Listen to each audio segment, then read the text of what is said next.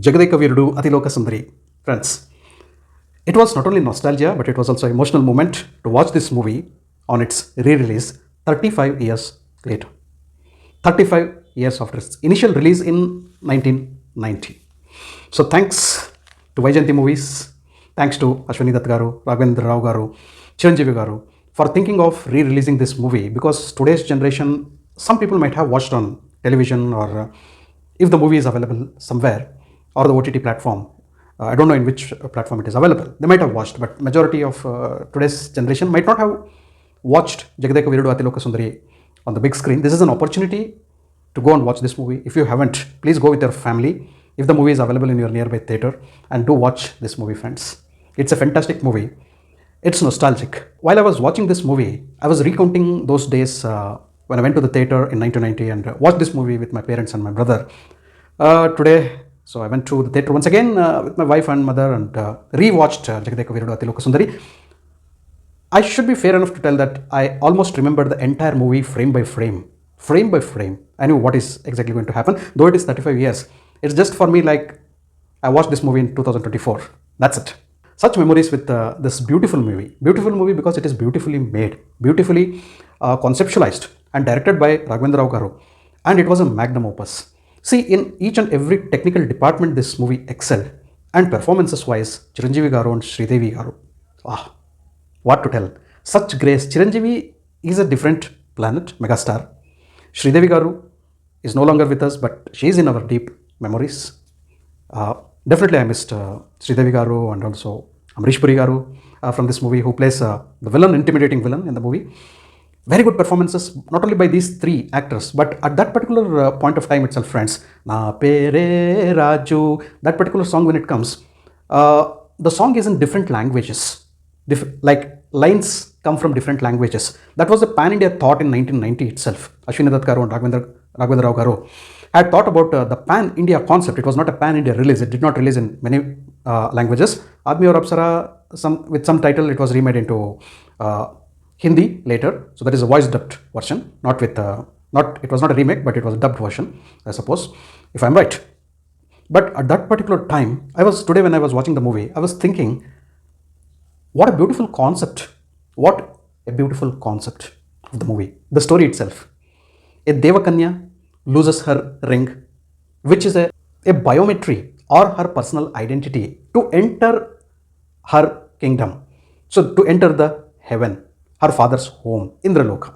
So Indraja is her name, daughter of Lord Indra. She loses her ring, and when she goes back, she realizes she doesn't have that identity through which she can enter. So she's given a dead date. Within 30 days, you need to get that ring and come back. If you don't get the ring, or if you come after 30 days, you'll not be getting entry into the Indraloka. So obviously, you need to go back and live as a common human being on the earth.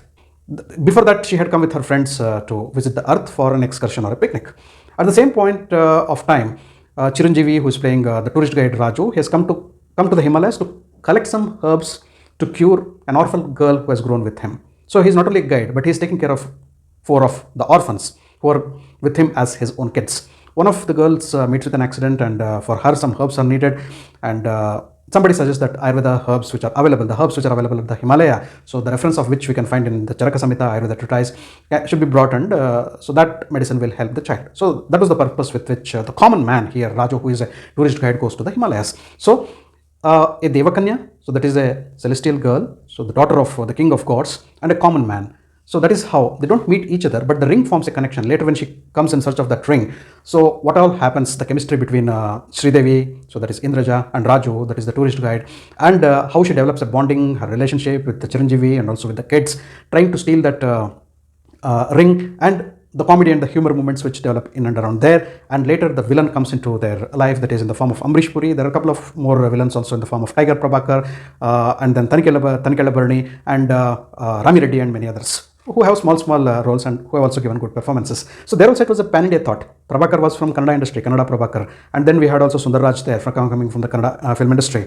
I guess the cop who played the police role in the movie, so he belongs to the Tamil film industry. I suppose Amrish Puri garu was coming from the Hindi film industry. The pan-India thought was there. Sridevi, though she belonged to the down south, at that particular point she was brought from the north because she was moreover a Hindi heroine rather than a South heroine. But being a South heroine, we can identify her as our own South Indian actress. But she was a pan-India actress already. So Chiranjeevi garu was very popular. The pan-India thought was there in ensembling these things, and the clash between. So why Amrish Puri, who was the villain of the movie, who is also a tantric, so he was a sorcerer.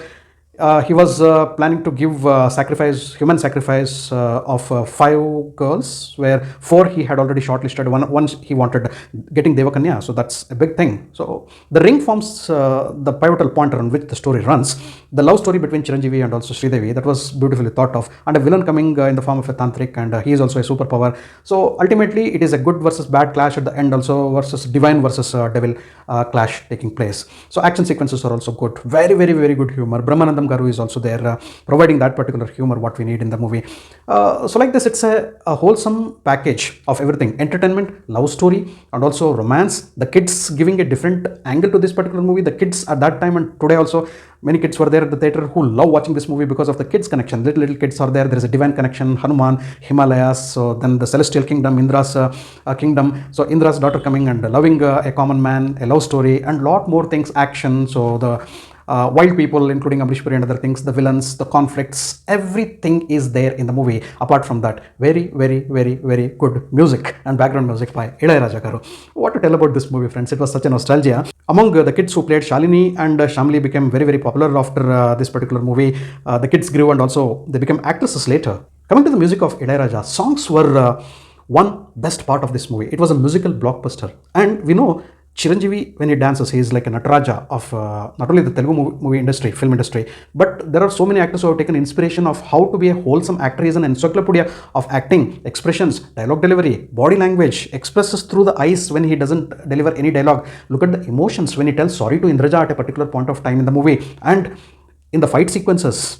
What to tell about Chiranjeevi Garu? And when he dances, the dance itself watches Chiranjeevi Garu dancing like that. And Sridevi is also a fantastic dancer. What chemistry between Chiranjeevi and Sridevi Garu in drama and also in dance, in humor. They also share some fantastic humor moments. The divine language she speaks, Manava, and he calls her Tingarbuchi. And those moments are really funny and hilarious. And not only that, friends, simply, and even the emotional sequences, they rock. Coming back again to Ilayaraja Garu's music, those songs, the dances, the choreography, the way the songs have been choreographed on Chiranjeevi and Sridevi is exemplary. To name some of the songs, Yamaho Ni Yama Yama, that particular song, simply fabulous. Abbani Tiyani Tebba, that particular song which was remade in beta. Remember that? And then Priyatama, that particular song, and Andalalo, that first song, providing 2 melodies and couple of songs. Each and every song were placed at the right moment and they also provided entertainment in the form of very good dance numbers and very good picturization. Coming to picturization, the cinematography was really awesome, friends. And the visuals, the outdoor locations at that particular point of time itself, it was a rich, lavish movie. A. Vincent and K. Prakash, for their direction of photography, hats off. Cinematography, top notch. The writer of the movie was Chandela Garu and the director was K. Raghavendra Rao Garu. So he is also called as Darshaka Brahma. So a fantastic visionary, brilliantly conceptualized and made movie, friends. A thorough entertainer. Thanks to Ashwini Dutt Garu and Vajanti Movies, of course. As I said, friends, Jagadeka Veerudu Athiloka Sundari. As much as I had enjoyed 35 years back, I enjoyed the movie frame by frame, even while watching today during my rewatch. If it's available in and around you, don't miss this movie. It's a big screen experience. Jagadeka Veerudu Athiloka Sundari. Loved it. Thanks for watching my video. If you loved my video, can like, share, and subscribe to my channel. I'll catch up with you all in my next video with another movie review. Until then, do take care. Goodbye. Namaste.